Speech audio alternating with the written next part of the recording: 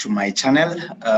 My name is Rodney. To those who don't know me, you can see my face over there. Yes. So guys, today I'm going to take you through the IELTS booking process, in terms of, because like so many people have been asking me, so where and how do I book for this IELTS exam? Because we know that if you want to study abroad, then they will need it for scholarships. They also need the IELTS test. So in terms of the IELTS, what I can say briefly, although there's a video that I've done on IELTS, but it was not about how to apply. I was just giving it out information of what it's all about. So there are different type of tests, guys, about the IELTS. There is an IELTS academic test to study at university, at undergraduate, postgraduate level, or to join professional organization in an English-speaking country. So they will need the IELTS academic. So there is also IELTS training, general training, which is a train or study at below degree level work or undertake work-related training in an English-speaking country, territory, immigrate to an English-speaking country. So normally you'll find that with general training, most people want to go and work abroad, they take that test. But then the IELTS one, it's the IELTS academic is mainly for studying in universities abroad and or in an English-speaking country. So those are the two types. So but then if you're looking to study abroad, then IELTS academic is for you. But general training, it's for undertaking work-related training. So but for the purpose of this video, I'm going to focus on IELTS academic, because mostly we are dealing with the issues of scholarship and bursaries and so forth. So we are going to click here. You're gonna click book IELTS academic. Remember, I'm going to share the link on the description box, right? So don't have to start. So you're just gonna click on it.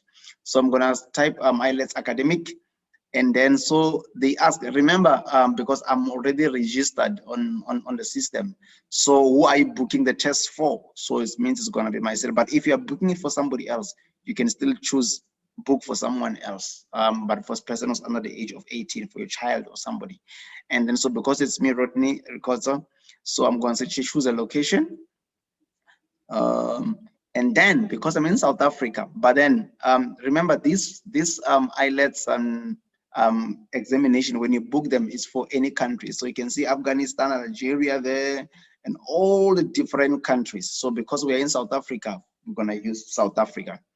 Then they ask, do you need any special arrangement for the test? So here it's when maybe, for example, a person is living with disabilities, they will need a good ramp for the wheelchair, or somebody has eyesight issues. So like you just need to indicate what are the special arrangements that you need. But for my sake, I'll say no, I don't need any special arrangement. And they say, when do you want to sit the test? So there is February and March. Which one should we choose? February, March. Okay, February. All right, and then we choose location. Then it takes us to this tab, when now, because in South Africa, it's either you are taking the test in Cape Town, in Johannesburg, Pretoria, there's also Port Elizabeth, but it will depend on where you are closer, your closest area and location rather, to take the test. So because I am closer to Pretoria, I'm just gonna say British Council South Africa in Pretoria, and then search for the test. All right. And then so we have days, we're going to give you days that are available for you to be able to undertake the test. So we have 17 and 20. Which one do we choose? 17, 20? All right, let's choose 20. And then 20th. So there is a computer delivered IELTS. Remember, IELTS, guys, is divided into two parts. There is the computer delivered and the paper-based delivered type of IELTS. So in the computer, it's self-explanatory. You're going to be using a computer to write your test. But then on the paper base, you're going to be using a paper and a pencil to write. That's the traditional IELTS way. But however, I believe that the computer one is good for me. Most people who are computer efficient, if I can use that word, like you should be able to type fast, you should be able to do their things fast, and you have those good computer skills. So computer delivered is good for me, and I will advise, if you are good with computers, please just go with the computer delivered, because with the paper-based one, you know, your erasers, and you must write, sometimes your handwriting is not that clear, so it might be a challenge. So computer-based always a winner. So for the test on the 20th, it says that so we have it there, and then so we'll have to choose the start time. So there are options here. So we're gonna click the start time. So you have an option for 9 o'clock in the morning and 2 o'clock or 14 hours in the afternoon. I always advise that you do the morning session because your brain is still fresh, you know, the demands of the day have not started, so it's always the best. So it says choose this date, right? And then now, so there's a fee there. You can see it's 4,370 South African rands to write the test. So it's quite a lot, but then you know that it's worth it. So there is the information, the test date, test fee is there, and also your information format delivered. So if you are writing a paper based, it's going to say format paper based. So and then you see the time there, 8 o'clock it's your arrival time at the venue, and then at 9 o'clock, because there are issues of registration for the day, and then 9 o'clock the test starts, and 11:45 the test ends.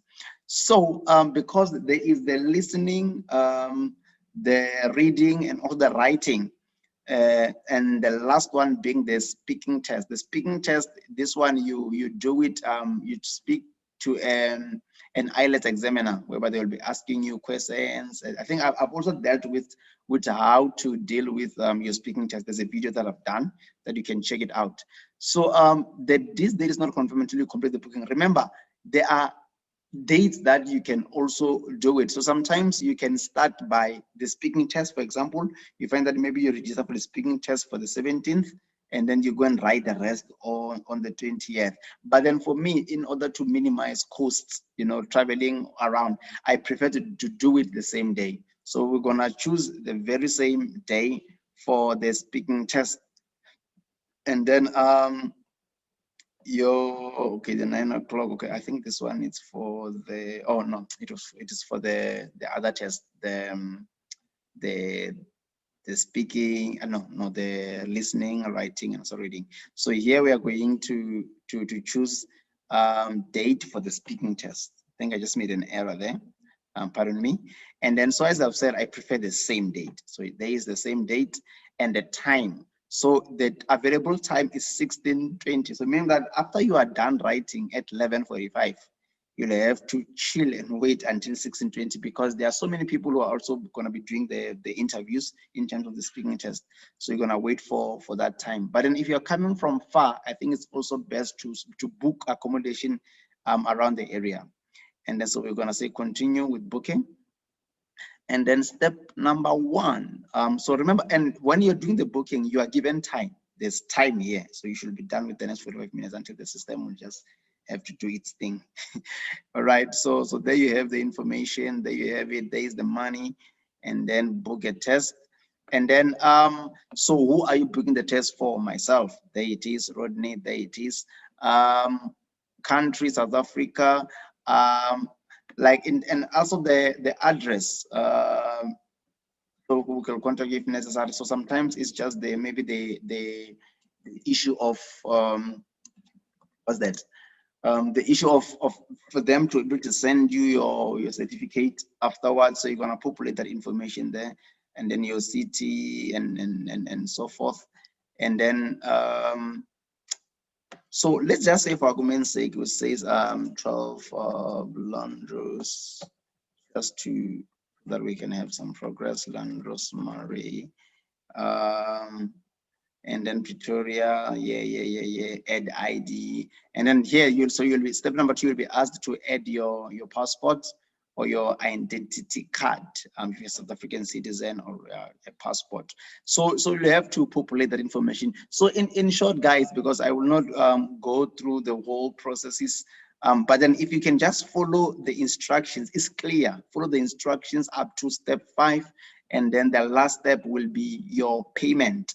And then you're going to pay that amount, and then they will send you an email confirming that they've received your registration, and then confirming the times and other things. So then you will be good to go and you write your test. So, and also remember, you need to practice. So normally after you have registered for the test, they will send you even links to practice material that you can use so that you are preparing for your test. So I just hope that this information was helpful.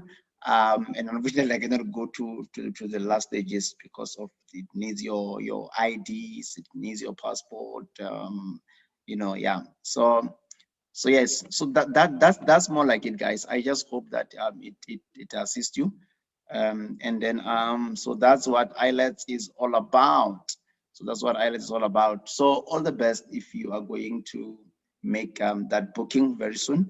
And then I hope that you excel in it. Just practice, practice, practice, and then check videos on YouTube on how it can help you to prepare. And then I hope you're gonna do your best. So if this video was helpful, you can just comment and say something, and then like the video if you liked it, and then let us communicate and help each other to become the best that we can possibly be. So don't forget to subscribe also to the channel, hit the subscribe button, and then we make the channel grow, and also hit the subscription, the notification bell, so that you can be alerted about the future videos that I'm going to post. So have a great week.